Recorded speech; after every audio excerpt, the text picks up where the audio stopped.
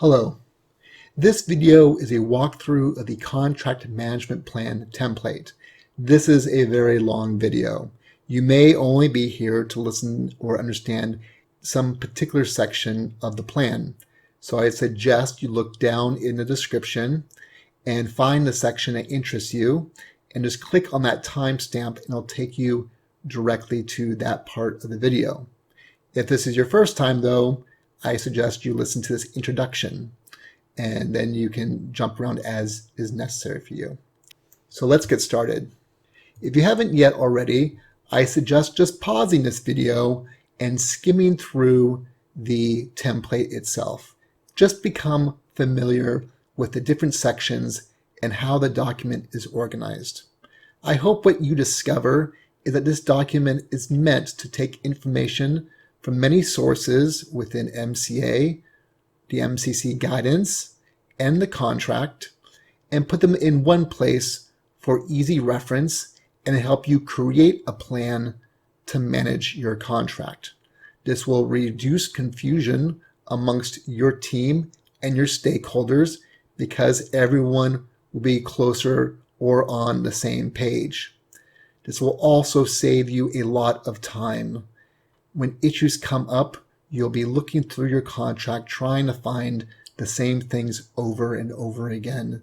Instead of that, this document will have taken that information and put it in one place. We know from research that project managers and contract managers can spend up to almost half their time just looking for information. This template works on both works contracts and services contracts. And I'll point out which sections are particular to just works contracts. What kind of contracts do you want to make contract management plans for? I would suggest those that have high value, either because they have a high price or cost to them, or because they're very important to the outcome of your project or activity, or both. Lastly, we'll say this again and again, this is a living document. You don't just finish it and put it on the shelf. You will refer to it again and you will continue to update it as you go. It is a record of the actions you take in the execution and management of your most important contracts. And I'll say, because the question comes up a lot, we need one plan per contract. I have taken the plan and put it into PowerPoint slides. So there are some parts that will look different, and I have skipped over a few things like title page and the title sheets that explain what the contract is and who the contract owner is. Those are quite self-explanatory. But I do want to talk about this part, about when to prepare a contract management plan. The best time to do this is during the procurement phase so that you have a first version ready to go at award.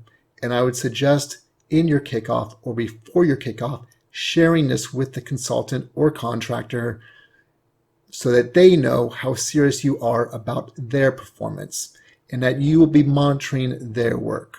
If the award has already happened and you are well into the management of a contract management plan can still be very, very helpful, especially as you get to the halfway point.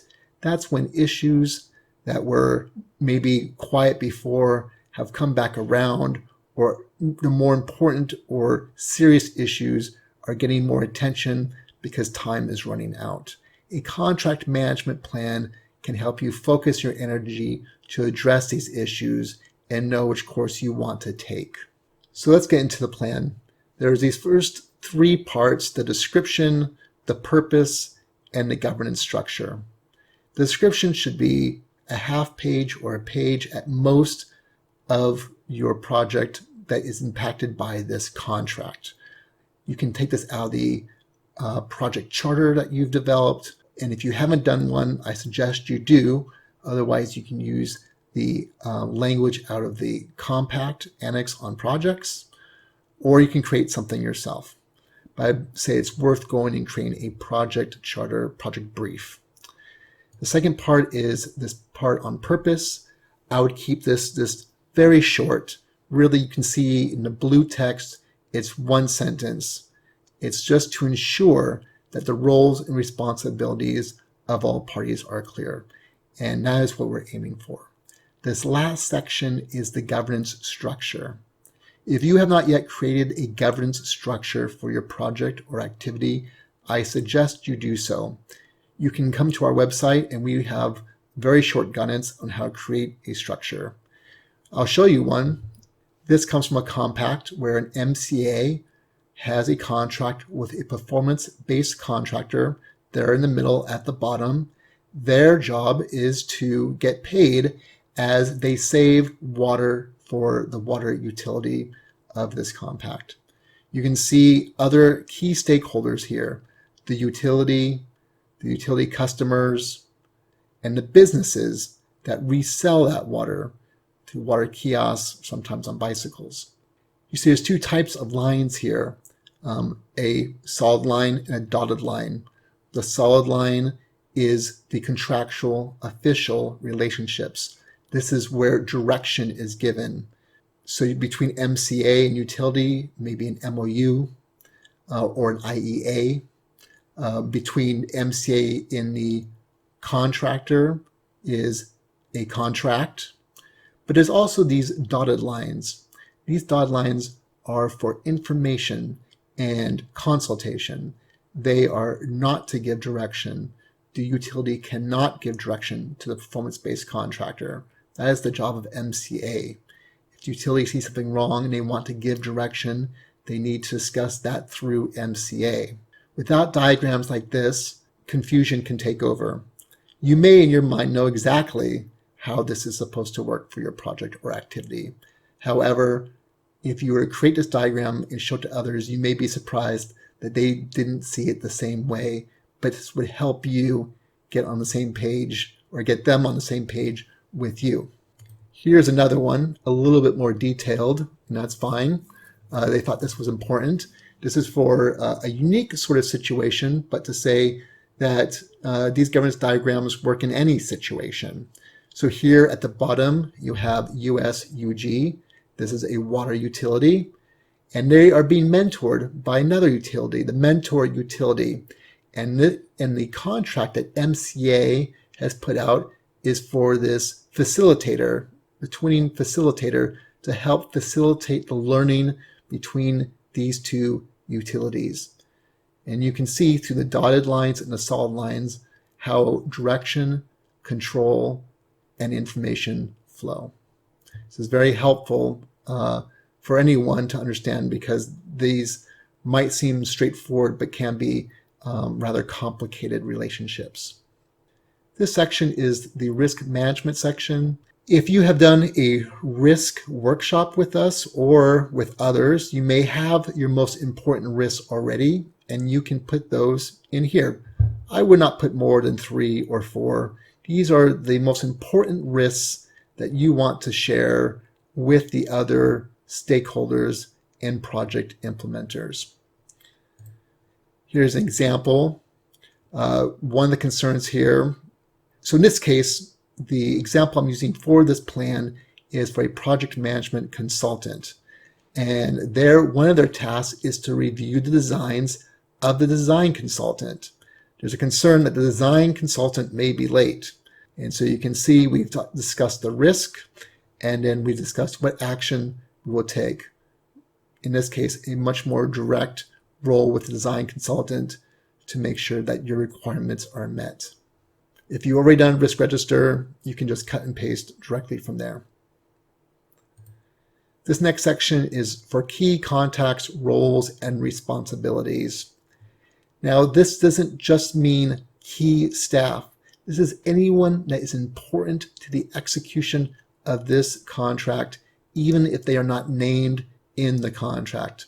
So for example, this is not a complete list, and almost none of my lists are complete, but we have 3 people from the MCA and 2 people from the consultant.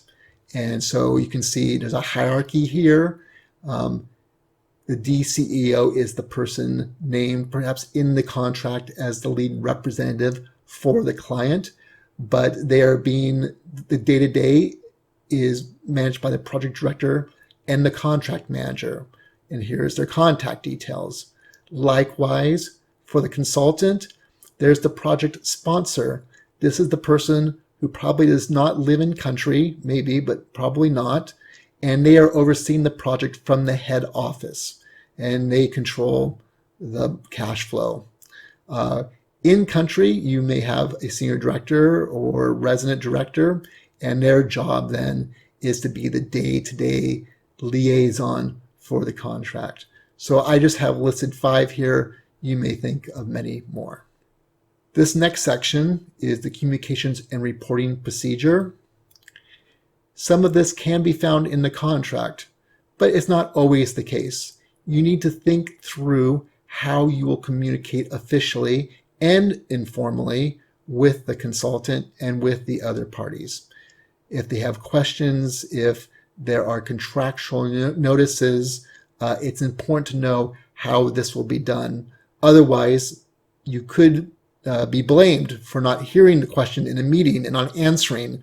And the consultant says you are delaying them because you didn't remember to answer the question that was asked. So it's important that that question be provided in writing, for example. You can go through a number of scenarios. There are a number of scenarios here of when reports in meetings will happen and how requests for information will be delivered and responded by, and who is responsible for that. This section is on those key stakeholders that are not named in the contract. They are not one of the parties. They are not either the MCA or the consultant or contractor, but they may be the users or the people affected by the projects. And how will you communicate with them to make sure they know what is happening at the level they need to know? So in this case, again, it's a project management consultant, and some other important entities are the water utility, and then the company that has been hired by the water utility to manage their operations, and other people affected by the project. So you can see here, we talked about what format will information be sent in. So it is not enough just to mention information in a meeting. It needs to be provided in writing, and you can decide if email is appropriate or if some things need to be counter-stamped physically. And how often should this happen, and if there's any other information that needs to be understood about this communication flow. This is also something I would talk about your communications office with. They are responsible for talking with the project affected persons, the beneficiaries, and also senior levels of government. This plan is really meant to focus on those people that are involved in the day-to-day operations of the project, the technical staff at the utility, more so than, say, the senior leadership. But it's worth making sure who is responsible for what. So what is the responsibility of the project team and the responsibility of the communications team, because they are different. This next section is about contract notices. So in the contract, this will be a running ledger or record of the notices that you send to the contractor. So the first ones are pretty standard. The notice that they have won the contract, the notice to proceed, the date that the time clock starts on the contract. You also may need to send notices about insufficient quality of work or lack of timeliness. So we call these cure notices sometimes. And you may need to send a cure notice, but you'd want to document that here, because if cure notices are stacking up, then that might tell you that the problem is not resolving very quickly. And the more notices you send, the less value they will have. If you promise to take action, you need to take action. This will help you quickly reference those actions and what you intend to do. This one, contractors' documents, is particular to works contractors. However, you may find documents that are necessary for a consultant to keep. This can be a long list. I have just put 2 in here very quickly. So based on the quality control plan from the contractor, quality assurance plan. They need to keep all their lab results, and where are they keeping our lab results to make sure that the quality of their work meets the contract's specification. Also, they need to keep their vendor invoices. They can only mark up so much in profit on top of the vendor's costs. And so you need to be able to reference the vendor's costs and the bill of quantities to make sure that this is being done correctly. This is the job of the engineer, but you should also always have access to this information. And perhaps it's just making sure that the engineer is doing this in a way that is consistent and organized so that both you and the engineer can find important information when it's necessary. This next section is the reporting requirement and procedures. It's a little bit different than the communication protocols we had discussed previously. This is really what's stated in the contract as required reports. So I would pull this directly out of the contract, at least these first few columns.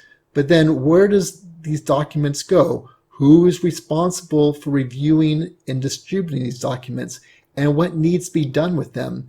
That is not in the contract. This is now the management side of what the project team is doing. So spend some time working together and understanding who should be getting these documents, and then who is responsible and what actions need to be taken when the documents come in.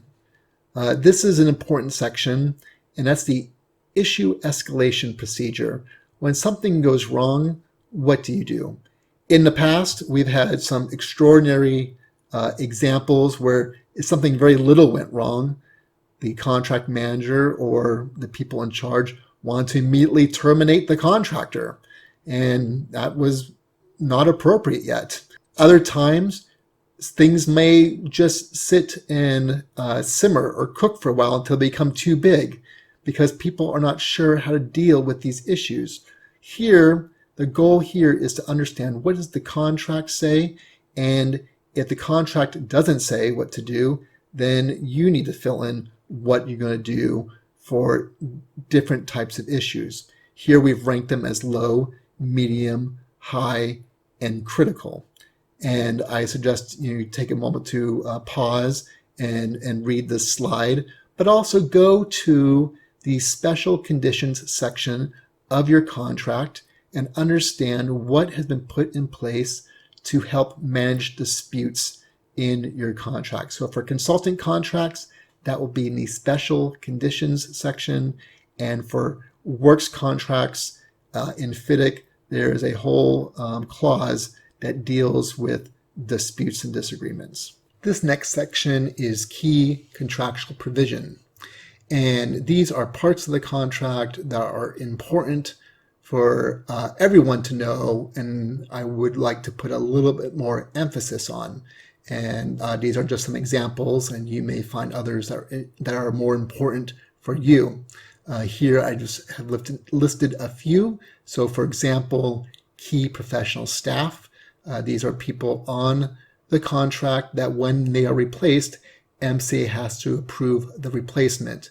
We want to make sure the new person is of the same or better qualification and that this replacement is done in a timely manner. And you can see there's a number of contractual references just on these points. And they are not all consistent in this particular case. So it's important to understand what are your rights when a key professional on a project leaves and needs to be replaced.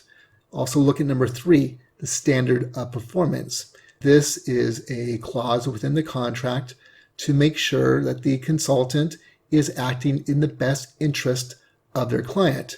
If they are making decisions that do not seem like they are in MCA or the accountable entity's best interest, you can bring this clause to the table and ask, how are these decisions that you're making in our best interest? How is the way you're going about your work in our best interest?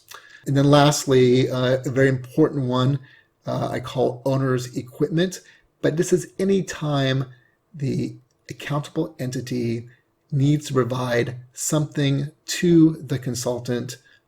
In this case, I mean, those things are physical, like office space, utility, parking lot spaces for their cars. So many MCAs may have consultants co-located with them in their building, and that needs to be worked out as to where they're going to sit and how are they going to conduct their work from that location, for example. So that might fall under owner's equipment.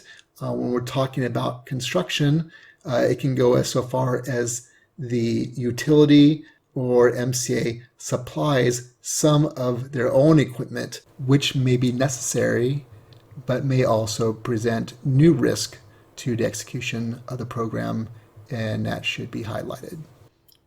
The section on contractual milestones, deliverables, and cash flow. So this will be different contract to contract. Some contracts are in milestones, others are in deliverables. It depends on the contract.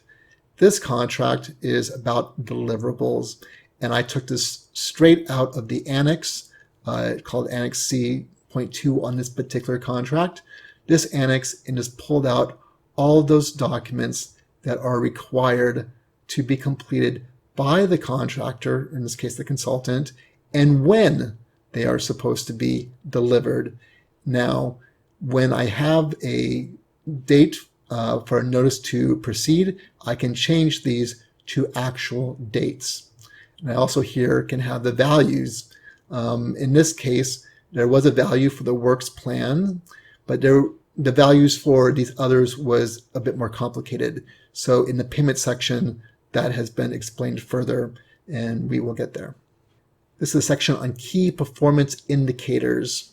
So how are we going to measure how well this consultant or contractor is doing? And this is something I would spend some time with my team and understand what are those targets that are important to us to ensure that this is going to deliver the product that we need. So for an example, I came up with tracking on 6 criteria.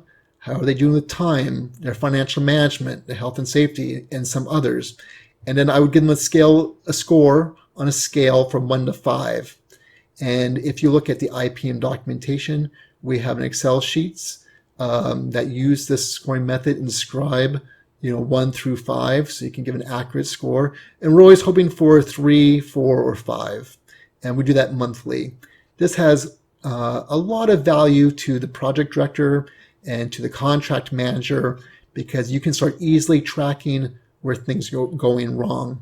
Often when you talk to a contract manager or a project director about a contract that's not going well, you ask, well, why do you not think it's going well, or what's not going well? There hasn't been much time taken to think about it in a way that can clearly describe the problem. But really using these 6, for example, or others that you come up with, you can develop a way to quickly pinpoint the problems and then share those problems with the consultant or contractor about where you want to see an improvement of performance. Our next section is about the underperformance and default contractual actions.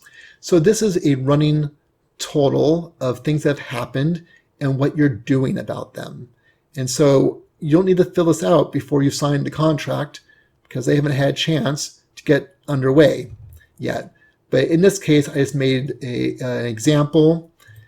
In this case, it's the MCA who may be delaying the contractor. So this is for construction, and the contractor needs access to site, and they have not been given access to site because the handover of land from the owner to the MCA has not gone forward. And here I'm not said why that is, but you may want to put that in remarks. But there are contract clauses in FIDIC that are very clear about providing access to site. It's important to know those, because if you are delaying the contractor, they may be able to claim time if they already have equipment and people on site that they're paying for ready to go, and they cannot proceed with work because they had not been given access to site per the contract. So this is one example. Often it's the case that it's probably the contractor, but you would detail and catalog and record that here. The next section is the change management log. The change management log is just a record of the changes to the contract, mainly through amendments and modifications, and sometimes variation orders that come up to MCA. That just means the change in quantity for the construction bit. So you can see here we were working at a school, improving the school, and then we realized that they need an additional classroom for the number of students that they had. And so this was variation order to add another classroom to the ones that we were already building. This next section is on insurance. Every contract has insurance. Every services contract, every construction contract has insurance. And there's sections in the special conditions and in the general conditions about the insurances they need to carry. So I pulled this directly out of a services contract, the one I've been using for this template for project management consulting. And I can just quickly pull out these 5 types of insurances and when do they need to be in place and what they need to show as proof. And then this is a very quick reference for me to ensure that this contractor is performing and ready to start work because their insurances are in place. This next section is about guarantees and securities. These are not as common in consulting contracts, and I could not find any in this particular contract. However, in construction contracts, there are a number of guarantees, and they should be listed here. The next section is the payment plan and procedures. So this is just how will the consultant get paid against what criteria. So in this case, the consultant got paid for providing a work plan as their first payment, but the next payment was done on this monthly cycle where they provided a report. So if you remember, they have all those other documents to deliver, but they aren't paid for delivering those documents. They're paid every month for delivering their monthly report.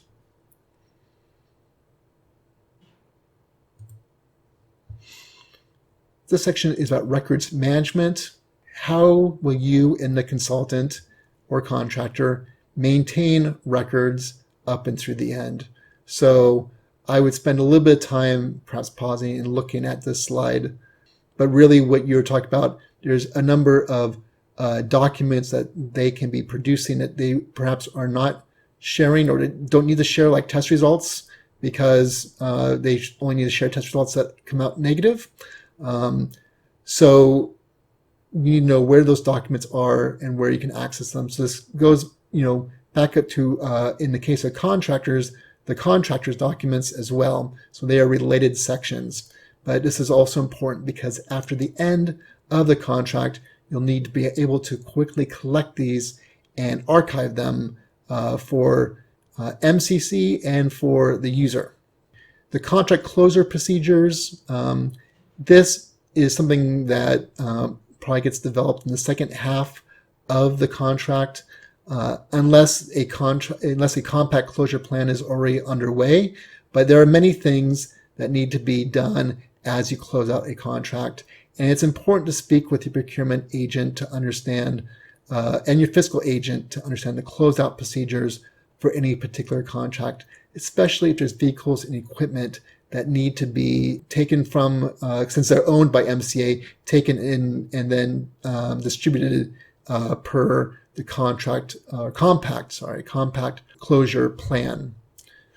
But here, when you're just starting, I would just fill this in with those things that will need to be thought of as the contract closes and equipment, vehicles, and products are dealt with. This section is the price adjustment record. In some contracts, there is a provision to allow for price adjustment. Usually this happens for contracts that span many years and costs change over time.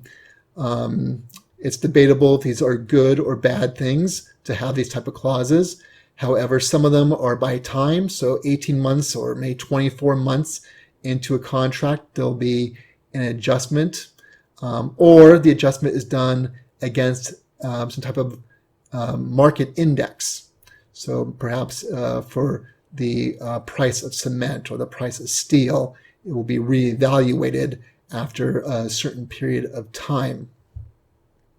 I would take the time to look at any price adjustments as detailed in the IFB or RFP in the special conditions section, and list those here so you know exactly when this is going to happen and you can be thinking about it as it's coming up. This last part is the contract monitoring plan. Now, I don't cover this in this video.